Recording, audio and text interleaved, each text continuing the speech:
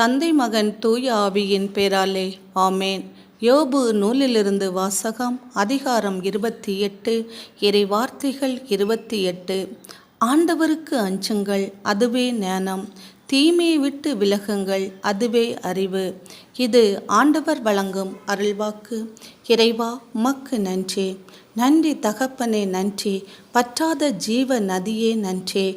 காருண்ய கர்த்தரே நன்றி. தாவீது ராஜாவின் ஒப்பற்ற செல்வமே நன்றி. எங்களை தாங்குகிறவரே நன்றி. எங்களை தப்புவிக்கிறவரே நன்றி. எங்களுடைய தேவைகளையெல்லாம் சந்திக்கிறவரே நன்றி. ஆசீர்வாத கனிகளை தந்து எம்மை பலப்படுத்துகிறவரே நன்றி. ஏசப்பா நன்றி. நீர் ஒவ்வொரு நாளும் செய்கிற உம்முடைய கிருபைகளுக்காகவும் உம்முடைய இரக்கங்களுக்காகவும் உமக்கு கோடான கோடி நன்றிகள் ஏசப்பா நன்றி. அப்பா தகப்பனே, இன்றைய இறை வார்த்தைக்காக உமக்கு நன்றி ஏசப்பா நன்றி.